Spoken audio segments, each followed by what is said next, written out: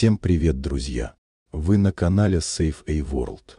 Сегодня я для вас расскажу свою авторскую историю-байку. Приятного просмотра.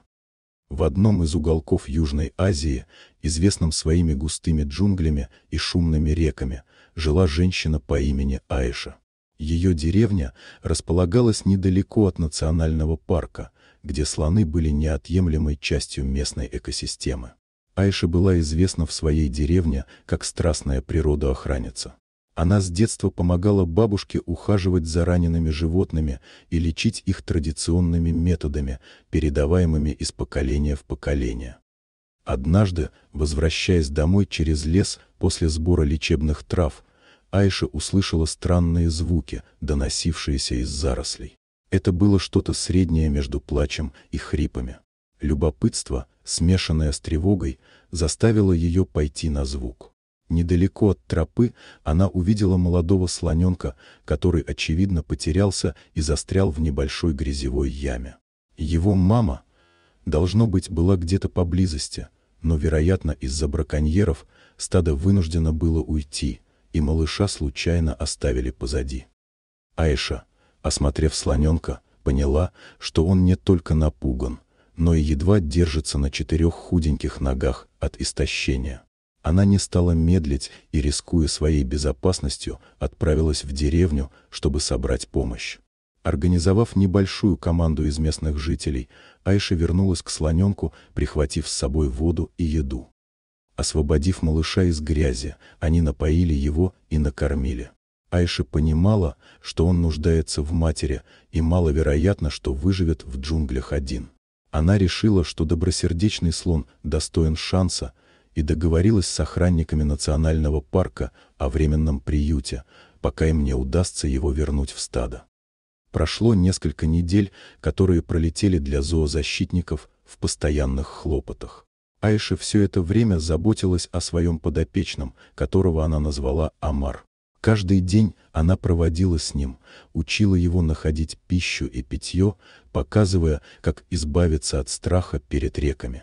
В это время в парке начали искать стадо, оставившее малыша, надеясь вернуть его родным. В один из дней, спустя несколько месяцев, охранники парка сообщили радостную новость.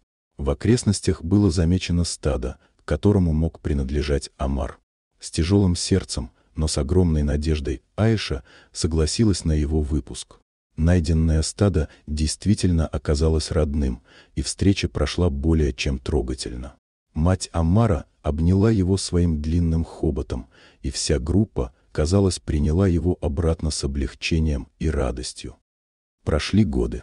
Аиша продолжала жить в своей деревне, никогда не забывая о приключении с Амаром. Слоненок занимал в ее сердце особое место, и она часто вспоминала о нем с теплой улыбкой. Однажды, занимаясь своей привычной работой в лесу, Аиша и не подозревала, что близость ее прошлого вновь проявится совершенно неожиданным образом. Она возвращалась в деревню с корзиной трав, когда услышала треск веток и заметила движение в высокой траве. Слониха с 2 птенцами подошла к ней, и в ее движении Аиша узнала Амара. Он вырос, стал сильным и уверенным в себе, но что-то в его глазах оставалось прежним, та самая нежность и дружелюбие к своей спасительнице. Аиша остановилась, и ее сердце переполнилось теплом. Амар не забыл ее. Они встретились взглядами, и слон, казалось, кивнул, как будто признавая ее важную роль в его жизни.